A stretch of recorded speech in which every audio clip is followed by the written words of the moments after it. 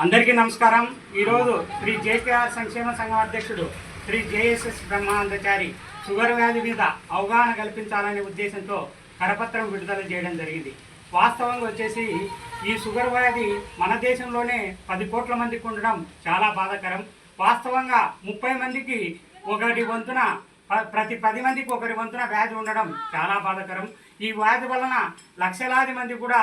అవగాహన లేక మరణించడం కూడా చాలా బాధాకరం అని చెప్పి మీ బ్రహ్మానందచారి మీ అందరికీ తెలియజేస్తూ, అలాగే కేంద్ర రాష్ట్ర ప్రభుత్వాలు కూడా షుగర్ వ్యాధి మీద విస్తృతమైన ప్రచారం చేయాలని, 1వ తరగతి నుంచి పీజీ వరకు పాఠ్యాంశాలు ప్రవేశపెట్టాలని, ఈ షుగర్ వ్యాధి మీద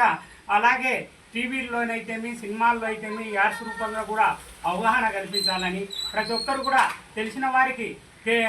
తాము తెలుసుకొని తమ కుటుంబ సభ్యులకు తెలియజేయడమే కాకుండా 10 మందికి తెలియజేసి ఈ షుగర్ వ్యాధిని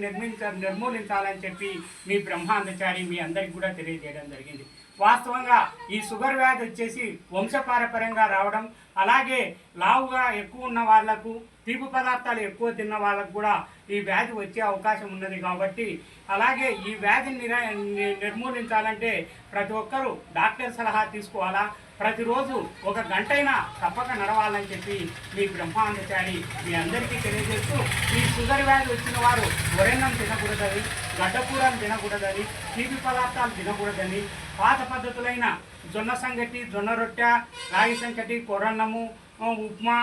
చపాతీ ఇవెల్లా తినవచ్చు అని చెప్పి మీ బ్రహ్మానందచారి మీ అందరికీ తెలియజేస్తూ, షుగర్ వ్యాధి నిర్మూలనకు అందరం కలిసికట్టుగా